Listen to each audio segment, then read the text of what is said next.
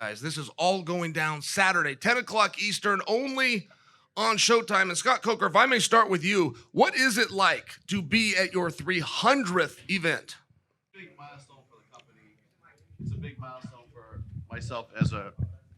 It's a big milestone for myself as a promoter. I mean, when I came to Bellator, I was recruited by a gentleman by the name of Kevin Kay, and honestly, you know, I came there because I felt really good about Kevin, his contributions to MMA.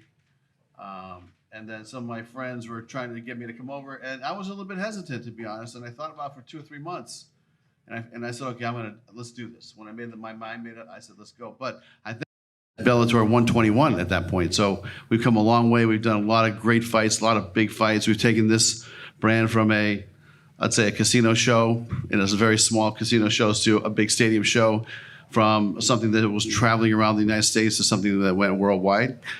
We've done a lot of great work. We have a great team, and really proud of my team and proud of the fighters that we brought on board. We built a roster unlike anybody else, I think, in MMA. And what I mean by that is, not since Pride have you heard the notion of, hey, are these fighters better than the UFC fighters? Is Nemkov better than the 205-pounder over there? Is Johnny Evelyn better than the 185-pounder? I mean, those are the types of conversations that are happening today. So, you know, we've built the brand, we've built the fighters, we built this company from the ground up. Super proud of everybody here, and I look forward to some great fights. It's the first time in the history of this company we've had 3 title fights in one night. We were supposed to have 4, but you know, injuries happen in this sport, and that's just the way the ball bounced for Linton Bassel and Ryan this time. But we look forward to getting him back in as soon as possible. But I wish all the competitors here good luck. It's going to be an amazing night on Saturday, and let's go celebrate you know, the milestone of Bellator 300. Thank you. All right, anybody that's planning to be in San Diego and would like to join us, by the way, tickets at Bellator.com or, of course, at Axis.com. And as of 20 minutes ago, we still had tickets. That'll be my disclaimer to tell you to hurry. Athletes, I believe that our microphones have been fixed, but I'm going to ask some questions, and if they aren't, please just come up to this one. I'll step aside. But I would love to start with Kat Zingano.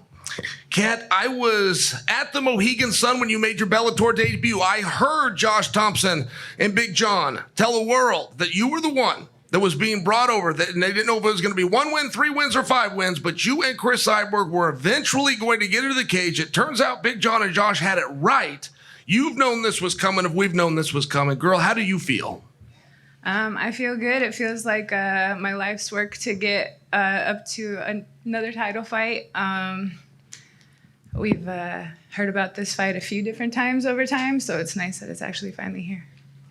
All right, and Chris Cyborg, I would love to ask you, because one thing that is so impressive about you as a viewer of this sport, or even a former athlete of the sport, is your ability to stay motivated. I notice you don't just wait to get called out. If somebody doesn't do it quick enough, you go and pick the fight yourself. If that doesn't happen quick enough, you go over and box somebody just to stay active. What is it like to know Kat Zingano has been there before? You guys have a common opponent. She's the one that many people say is going to be the toughest challenge. You know, and I say thank you for everyone here. I feel very blessed, very thankful to be here in the Bellator 300. Kat Zingano, I always, you know, saying she's a great opponent, great name in the sport. I never choose my opponent. Of course, I want to be active. I want to be training and getting better, improving my game. And she's going to be a great fight. You know, she's big name, and I really respect her. And that's it.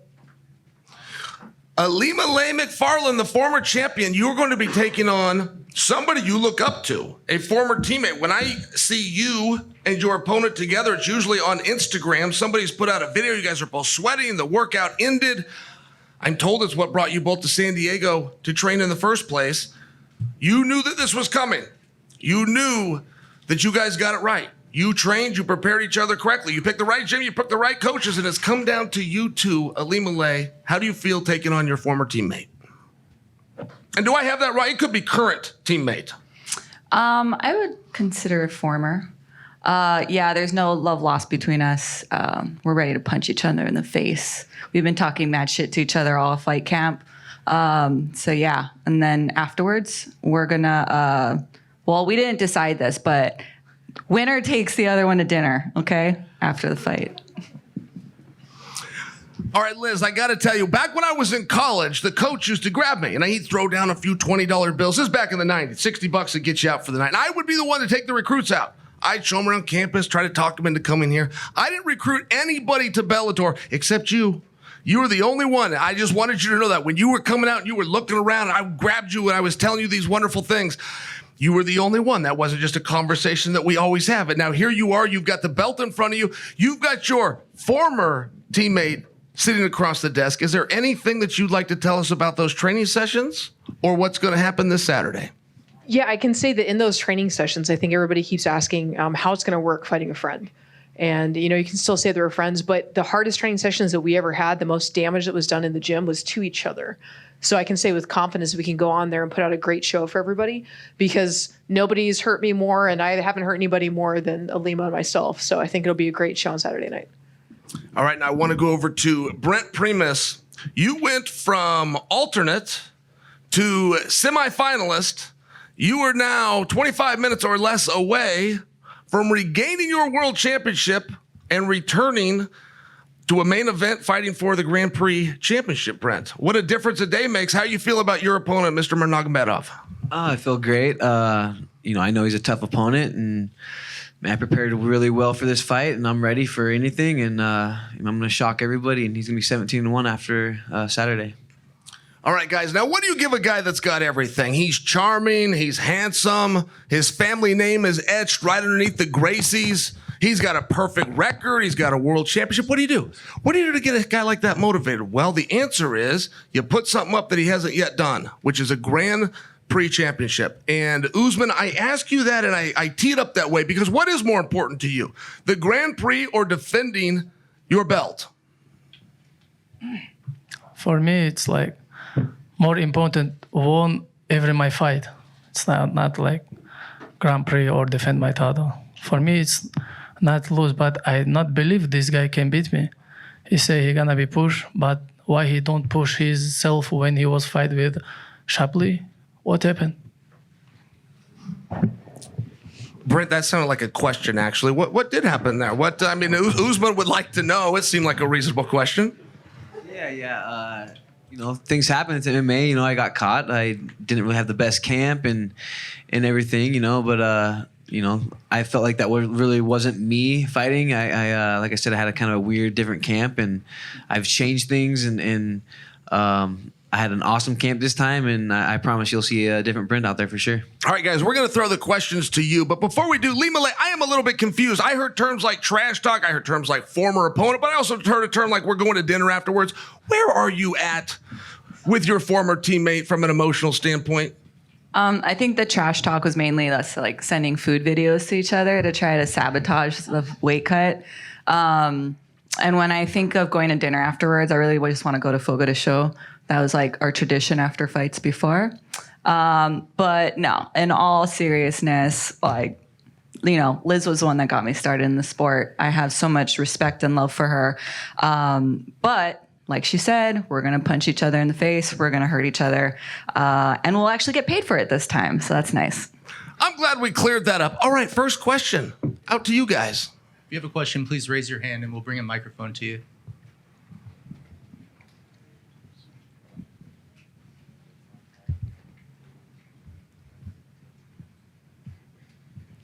Hi, this question is for Usman.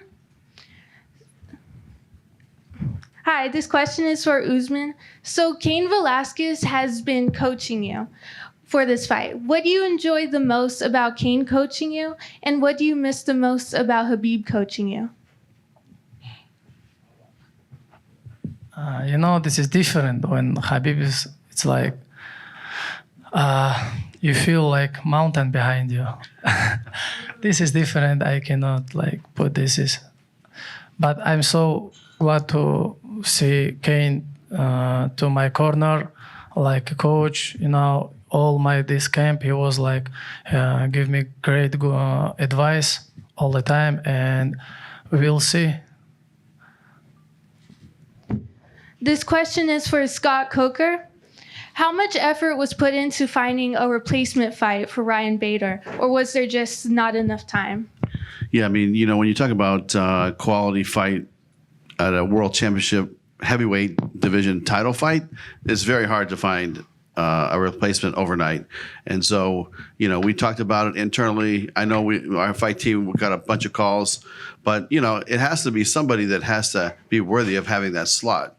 And so traditionally, we try to make sure that the integrity of the fight stays at a very high level, and we didn't think we could do it this time with this fight because, even if it was this fight or that fight, they have 5 days to prepare, go get medicals, fly down here. It was just very difficult. So we made some calls, but it just didn't work out this time. Thank you. Hey, how's it going, Chris? This question is for Chris Cyborg. How are you? Good. I just got a question. With Bellator traveling everywhere, what would it take for you to get Bellator to actually travel to Brazil so you can fight in your hometown? Yes, this is gonna be the dream come true. I love fighting Brazil, and that was the first thing I talked to Bellator and the Scott Coker, and I signed the Bellator. This is one of my dream: bring Bellator to Brazil. Have a lot of Brazilian fighters, very good champions, and yes, this is the dream. Got it. Now I hear you. got one more question. This one's gonna be for the champ, Usman. Salam alaikum, brother. Alaikum. Yeah, I always try to get it right. Sometimes I mess it up though. But yeah, I just got a question for you. So we're gonna be having one of the biggest matchups taking place against United States Jiu-Jitsu and Dagestani wrestling. Which one's more dangerous and which one's gonna be superior this Saturday night?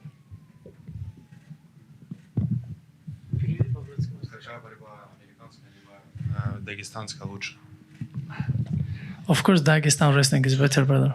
What are you talking about? В чем разница? Okay. Oh, right over here. This question's for Chris Cyborg. Chris, how's it going? Good. How are you, James? Just want to know how camp went. I know you got to work with Dion Barbosa, who we saw get a really good opportunity in the UFC. How pivotal was she? I know she's a bit smaller, but how much did she help you for this camp? This camp, I did almost everything same, just change some partners. We usually use the partners who's depending on what opponent I'm going to be. But I brought my coach from Brazil, my first coach, all the suplex guy watching my fights the whole these years, he's teaching me. And I brought him, I felt my heart. And we did an amazing camp. Dione, I'm really happy for her in that next chapter of her career. And we've been together 2 years, so we learned a lot of each other. And I wish you the best for her. And we did an amazing camp, trained really hard and prepare for Saturday. Feels like this fight has been taking a while to get put together. It's been talked about for a couple of years now. Were you ever thinking this might not happen? I don't know. I just think about what I can control, and the opponents are usually know who's the contender number one, and the ones she's nowhere at the moment. So I fight another girls, but now here I am, to the fight. And same question for Kat. Did you think as the longer this was going on that maybe this wouldn't happen, you fighting Cyborg? No, I felt like it was a matter of time one way or the other. There was, like I said, I think there's been 3 different times that we're, definitely talking about it. Even my fight against Megan Anderson was in case Amanda Nunes and Cyborg didn't work out, so I'd be ready to jump in that night, so it's been a few different training camps getting ready for this one, and just knew it was a matter of time. And you sort of talked about it there, the last title fight you had in the UFC. I know it was just a weird fight, everything that sort of went down, but does this kind of feel like redemption for you getting to fight, especially on this historic card at Bellator 300? Yeah, I mean, it's great to have worked myself back up to this place again. And, I've always believed in myself, definitely put in the work and the time. And so it's natural that it's here. Just my last question. This is for Brent Primus. Brent, I was at your fight with Michael Chandler a couple of years ago in New York where you won the title. How does this fight week compare to then in New York? This is also a big card. That was the first New York card. This is Bellator 300. It's a stacked event. How does this fight week compare?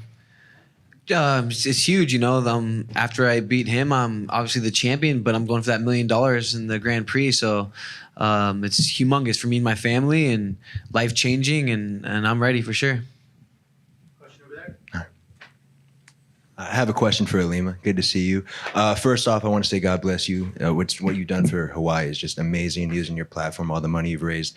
First question I have for you, obviously, you and Liz go way back. A lot of it stems from the relationship with Manolo Hernandez, who is a legendary coach in San Diego, an Epic Fighting Hall of Famer. I'm going to ask Liz the same question, but what does Manolo mean to you, and what has he helped you do to get to this point where you are right now? Well, besides Liz literally being the one that signed me up into the gym when I first stepped foot through those doors, Manolo was the first coach that I took any sort of MMA class from. He was really the reason why I kept going back. If anybody knows him, you know how inappropriate his sense of humor is and how hilarious he is. But he kept practice so much fun that I just kept going back. And he was the one that was like, you should do a fight. You should do another fight. Let's go pro. So he kept prodding me along. So honestly, if it weren't for that guy, I wouldn't be here today. He is going to be one of my corners. He'll probably be crying the whole time. So yeah, he's not going to be the mic'd up one though. Yeah. One thing that he prides his legacy on is building stars from scratch. He built you and Liz from scratch, all the way at San Diego Combat Academy. Just how fulfilling is this moment for not just you and Manolo, but the whole team in general? Yeah, I mean, we're a little podunk warehouse gym that is very, you would miss it if you were driving by it. And the only reason I knew about it was because I worked right around the corner from it and would just see it every day. So yeah, to be able to bring up two world champions who really walked in with little to no experience, that's a testament to that little gym. And yeah, that's kind of been our thing. Like, we're the little gym that could. Absolutely. God bless you. And for you, Liz, just can you talk about your relationship with Manolo? Obviously, he cornered you in your fight against Ronda Rousey, the first ever female fight in UFC. I mean, you're a legitimate legend and pioneer of the sport. And same with Manolo, too. Can you just talk about him and your relationship with him? Yeah, Manolo has played a crucial role in where I am today. When I first started the gym, I didn't really have the money to be able to pay for the gym membership, but he still took me under his wing. He taught me how to teach one-on-ones. He taught me how to teach classes, the fundamentals of martial arts. And when it really just came down to money, I didn't think that I could put it together and pay anymore.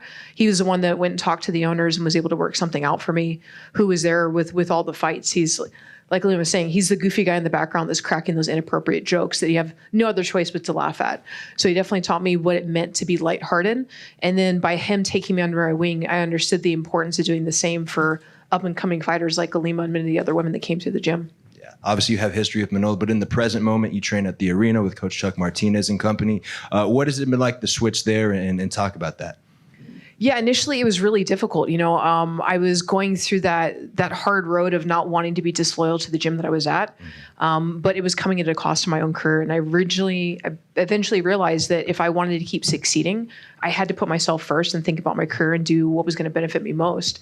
And when I went to the arena, I was getting my butt kicked from day one and getting challenged. And that's what I needed, I needed to be pushed. I needed to be able to evolve and to grow. And with Coach Charles Martinez and Vince Salvador, they encourage in everybody to seek growth, whether that means going to different seminars every weekend, seeking out different training partners. It's all about, like, there's no disloyalty if you find something that pushes you more. They encourage that. And that was exactly what I needed to be able to find success in Bellator and to be able to start this new chapter on a good foot. Thank you so much. Also, a question for Kat Zingano. You train in San Diego as well. Can you talk about, what this means for the San Diego MMA community to have not one, not two, but three pioneers of the female MMA game that's trained in San Diego headlining this fight? I think it's amazing. I part of the reason I moved to San Diego from Colorado was the saturation of amazing options here as far as training. I originally came out here for Alliance MMA with Dominic Cruz and Jeremy Stevens and Angela Hill, that group. And then, the team isn't really, Alliance isn't really like a huge team anymore, but that was a magnet to get me here. And once I got here, I realized you could throw a rock and find good jiu-jitsu, good wrestling, good whatever. And I ended up with a great recipe for me now. I outsource all of my training. I have Justin Flores for my judo and wrestling. I have John Alves for my stand-up, kickboxing, all of that. I have Randy Miller here. She's an Olympian for medalist for wrestling. And strength and conditioning was top of the line D1 wrestler. Atos from my jiu-jitsu, and all of that came from very deliberate searching and trying a ton of places and landing on what was perfect for me. Absolutely. And last question for the boss man, Scott Coker. San Diego, America's finest city. You haven't been here in a minute, but you've been here before. You had a big fight. I think it was Tito and Stephan Bonner back in the day, right? How much in your decision making did it go, okay, well, we're going to have it in San Diego because we have 3 stars here that are San Diego MMA fighters? I think that having the local talent obviously is part of the equation, but also we thought about that was our first tentpole event, was a Tito Ortiz versus Stephan Bonner fight. It's the first time we had a big arena, first time we had the big stage, and changed the walkout, changed the whole program of the show. So we said, what better place than to go back to San Diego, and that's why we chose the venue, because this is where it all started. It was, I think, November of 2014, and it's been a great ride since. And like I said, we have these amazing athletes here, so it just made a lot of sense. Yeah, San Diego's an absolute hub for jiu-jitsu. There are some coaches that say it's the mecca of MMA. I'm not sure if you agree with that statement, but I do want to ask you, what do you think of the San Diego MMA community as a whole? Yeah, even before MMA, I mean, I used to. There was a gentleman used to fight for me named Melchor Minor here, right? He was a kickboxer, and I'm sure he probably trained a lot of top MMA fighters in striking here. But some great kickboxing, great martial arts here, and great jiu-jitsu, great MMA. So, to me, it's something that they should be proud of, because this is not an easy sport, as you know, right? It takes a lot to be successful, and to have so much talent in a small vicinity, close to LA, close to the Bay Area, and it was it's beautiful here. I mean, the weather's unbelievable, so we're all happy to be here. It kind of reminds me of our fight that we did in Hawaii, so we're all gonna have a good time this week. First question is for Brent. Brent, you are a massive underdog going into this fight, and I'm just curious what sort of motivation that serves for you. Do you feel like you're being overlooked? You're a former champion, so how does this sit with you, the way this fight is being viewed, generally speaking? I like being the underdog. I feel like I do better when I'm the underdog. I don't like it when people are, you're gonna win, you're gonna go out there and kill it. I like being the underdog. I've been the underdog a lot, and I've proven a lot of people wrong. So yeah, let's go, man. I'm going to shock everybody, like I said, and this is exactly where I want to be. Would it specifically mean a lot for you to beat somebody with the last name Nurmagomedov, given what that holds? Yeah, of course. He's 17-0, and he comes from Khabib's camp and all those guys, and I know it's going to be a good, tough fight, and I'm ready, and the name just puts the extra little piece of cake on the win. And then a question for Usman. Usman, the fact that you are so overwhelmingly favored, is it ever a challenge for you to stay focused, to make sure that you don't lose sight of the fact that you have a former champion in front of you?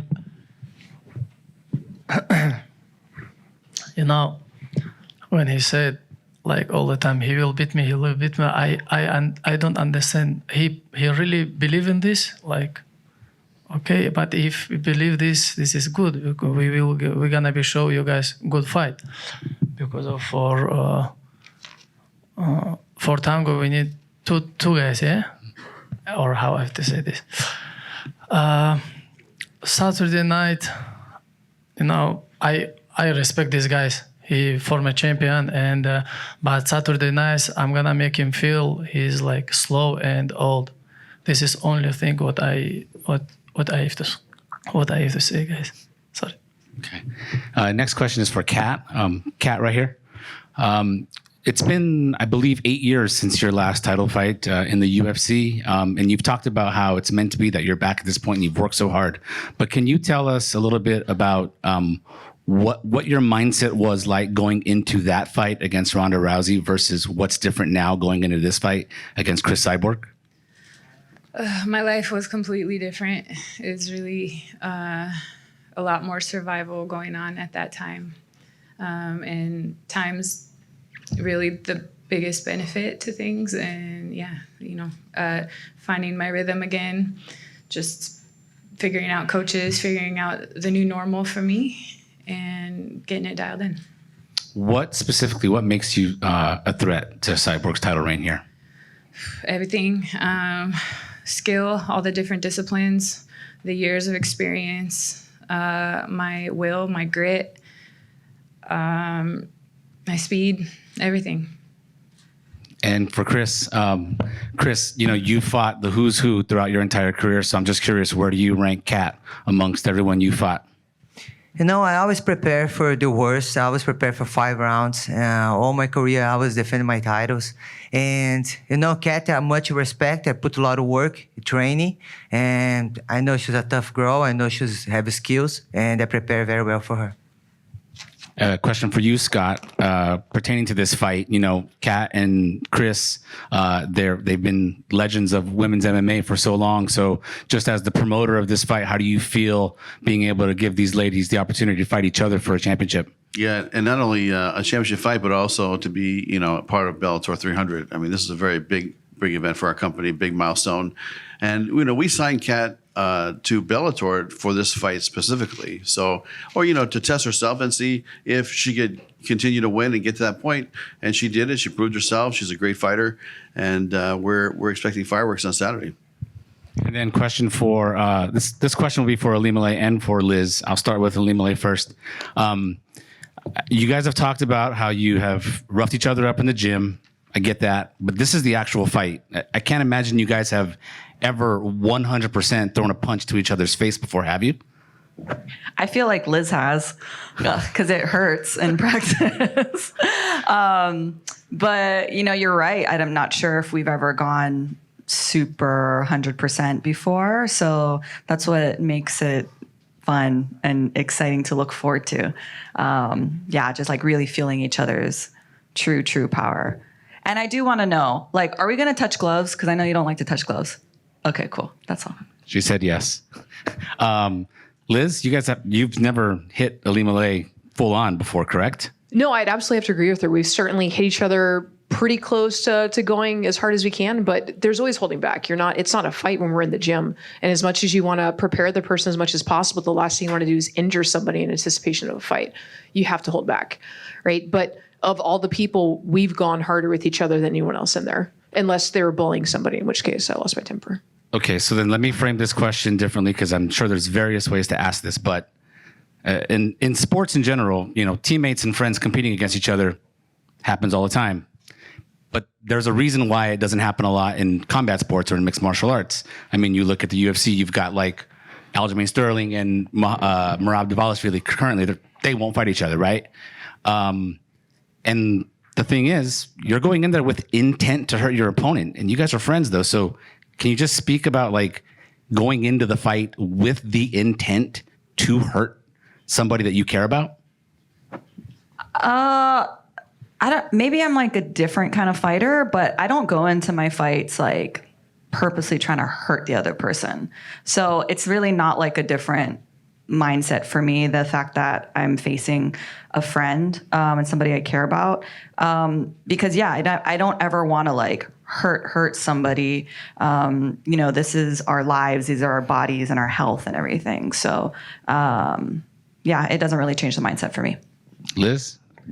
Yeah, it's definitely a different element. Like she said, we're not looking to maim people to take them out of their careers. That's the last thing we want to do, and it's nothing different here. The benefit we have is we know that we're going to throw down, and it's no malintent. There's no cheating that's going to go on. There's nothing. I can rest assured that there's not some sneaky stuff where she's fish hooking me in the mouth and all these other things. And I can't say that about other opponents. I've had experiences where they cheat from the first second of the fight to the very end. And that breeds resentment, and it breeds a whole different type of uncalculated attacks in the fight. Whereas when you can be smart, when you can do things the right way, you can go out there and demonstrate everything you have and put it on the best way possible. Last question then for Scott. Scott, how do you feel about two friends fighting each other, and what do you expect from this fight? I feel like it's all going to be friendly until the bell rings, and then I think they're going to go at it. Yeah, exactly. Once somebody gets punched in the face, it's all over. This is going to be on, and they'll be able to test themselves. I think that, friendship is one thing, but, this is a competitive fight at the highest level. This is a world championship fight, and I think it's going to be great. And good for you for staying on that. We all wanted to know that. Good for you for asking them 3 questions. I'm still wondering, right? Because they're going to have dinner after they beat each other up. There's only going to be one that's champion. I'm with you on this. I'm still a little bit unclear. All right. What's up, guys? Dylan Napoleon, New England MMA. Brent Primus, I'll get started with you, man.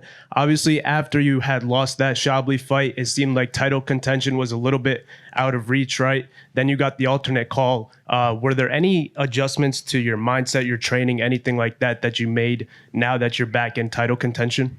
Yeah, I changed up a little bit of my coaching staff and my training, but man, this game is so mental and just as much as physical, and I feel like I'm in a better place mentally, and yeah, man, I'm ready. I'm blessed to be here, honored to be here. This is a humongous fight and humongous card, so man, I'm just honored to be here for sure, and I'm gonna prove that I belong.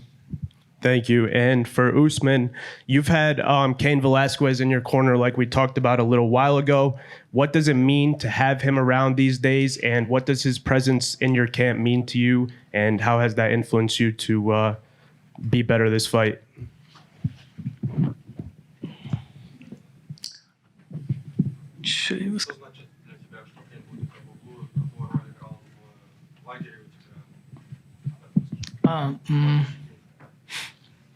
This is very good for me because of Habib cannot, he don't have visa, he not coming, and someone like Cain, this is like a guy who make history, is very good, Cain is very good, man, and when he come to gym, atmosphere all the time changes, I feel I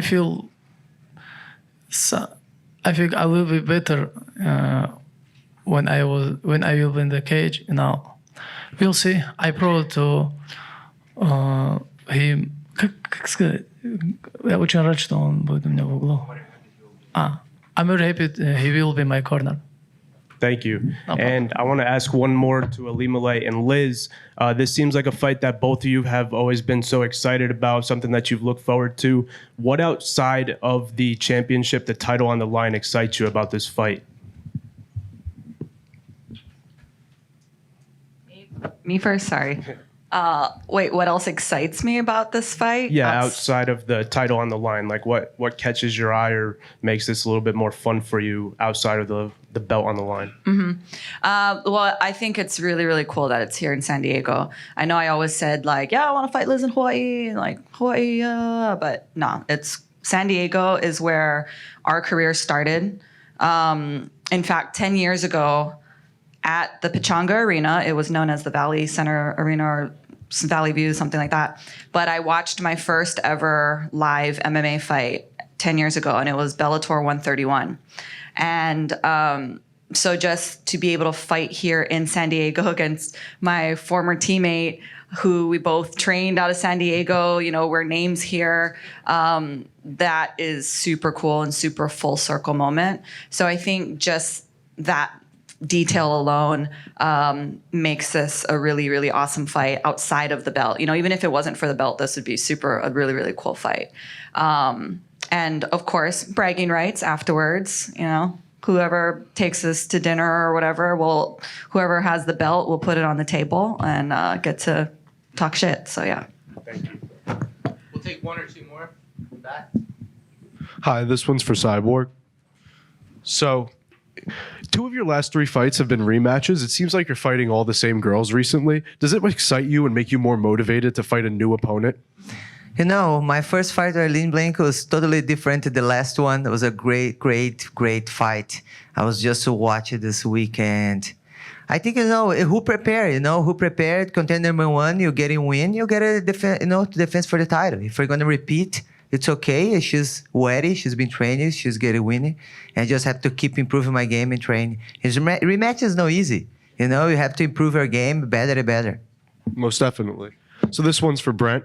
So Brent, your last fight against Mansour was very back and forth battle. You had to grind out until the final bell and win that fight. Do you feel like this fight's going to be similar, or do you feel like it might be easier or harder? Man, you never know in this sport. I mean, I see myself catching him and I see myself submitting him. You just never really know, but I prepared myself for 5 hard rounds, and I'm ready for anything. And but in my mind, I feel like I'm going to finish him for sure. Last one for Kat. So do you feel like the kind of fight you just had last fight against Liam McCourt would prepare you for the kind of wild style that Cyborg brings? It was a very fun back and forth fight. I wouldn't say I was fighting at my best capabilities on that last fight. So no, I don't think that's very indicative of this fight at all. I don't think it. The training was different, the game plan, the preparation, everything is different. Completely different athlete.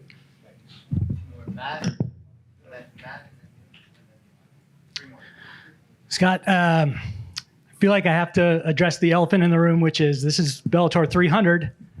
Is there going to be a Bellator 400? We know there's a 301. Is there going to be a 302?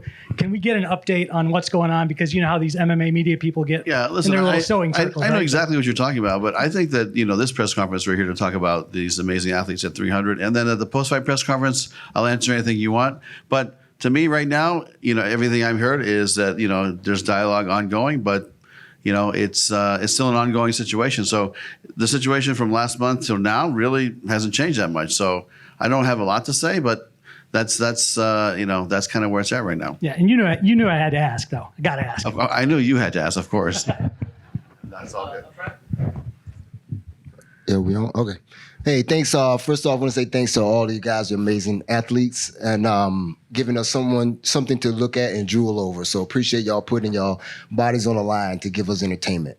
I'm with ringside with Ray and Prince, and this is for you, Liz, and Florida, you can come after. But Liz, with y'all knowing each other and y'all training together, I know that you can know each other's secret moves and fight patterns. Do you have a different approach here? Do you have anything super secret things in your bag for this? Yeah, I definitely say that there's cautionary measures that have to be considered when going into this. But the benefit that we have is being former teammates. I think if we were still actively training together, yeah, you'd have to make training sessions different. You'd have to pull out all the different stops and really try and create a different opponent because they memorize who you are. It's just the nature of the sport and training with somebody. But thankfully for the past few years, we haven't been training together. So it's really about studying the differences that we've seen, improvements in the game. And both of us always work to improve. So we have the benefit of showing up Saturday night with new people in front of each other to show new games that we have on the line and impress everybody with. Thank you. Florida? I think that, we really haven't trained with each other for maybe 2 years or more. And I feel like Liz's game has really changed a lot. Her style changed ever since making the switch over to Coach Chuck them. So there's really, if anything, I know her physical power. That's something that's never going to leave her. And so I know that side of her. But yeah, as far as what she does in fights, she's constantly improving and changing. So you'll have to wait and see. Yeah, can't wait. Next question's for Kat. So since you knowing that Cyborg, big name, and you saw the outcome of her fight with Nunes, are you looking at capitalizing on that and making a repeat, or do you have something else, or do you have a different approach? Do you see any holes in her game where you could capitalize? I see holes in the game for sure, but every fight is different. I'm not trying to look in the past and act like that's the same fighter I was or that's the same fighter she was or anything. It's staying present, moving forward, getting ready for what's current, and preparing, planning, getting all of that done. All right, thanks, Kat. Now one more. Here, this was for Primus. Brent, man. So I know this fight is going to be great between you guys. You're both the great grapplers and top of your game there, and have some striking abilities too. So I wanted to ask you, do you see some holes where you did kind of answer this earlier, but I want you to kind of clarify on your finish. Do you really see a knockout or a submission? Man, I see both of them. I feel like I could definitely catch him on the feet, and I've been sparring really hard and catching and dropping training partners, and at the same time I've been submitting them too. So I feel really well in both areas, and I really feel in my heart that I can definitely finish him, and I will on Saturday. Nice. And Usman, I know you're top of the game, and your target is on your back, and you're ready in all areas. But I know you're looking to fulfill this. So you're going to look to capitalize on some holes in Brent's game, or are you just going to stay on top and do your thing? Of course, I will do my things, but I challenge this guy to take me down. You know, we'll see. I see his wrestling, but Dagestan wrestling is different, and I'm gonna show you guys. Thank you. Okay, here. This is for Scott. I know a lot of people from Tijuana are coming to support these great fighters. And what do you expect from the Latino audience? And if it's possible to take Bellator to Mexico? You know, I think that Latin America is definitely a territory that is important to us. We have a great presence in Brazil, and I think that we just landed something in Mexico and Central America. So you know, it's an ongoing process. I mean, the world is so big; there's only so much we could do. But it's definitely on the roadmap. When we put up a roadmap as to what territories we want to start moving into, start penetrating, and honestly, Mexico is definitely one that we definitely want to go in the near future. Maybe it could be another year, it might be another 6 months. But I've been following some of the other leagues that cater to that combat this and see what they're doing, and they have some good fighters over there, and that it's growing. I can feel like it's growing. For such a long time, Mexico has been a boxing. Boxing has been the sport, and I love boxing too. But there's room for MMA in Mexico as well. Thanks a lot. All right, thank you. Was there a question back there? Yes, sir. I got some for Scott Usman. It's a lot of questions. Can we have one? Huh? All right, buddy, let's have it. Usman, well, when it comes to your cousin and your brother, they both have nicknames. Do you feel like you deserve to have a nickname after winning this fight? We'll see if I'm gonna finish this guy. I think I proud to be finisher. Scott, I know you're not putting on the most expected MMA fight coming up next year. Do you have a choice between Mark Zuckerberg or Elon Musk coming up? Does that fight ever develop? Listen, I tell you what, I think put your money on Zuckerberg. You heard it here.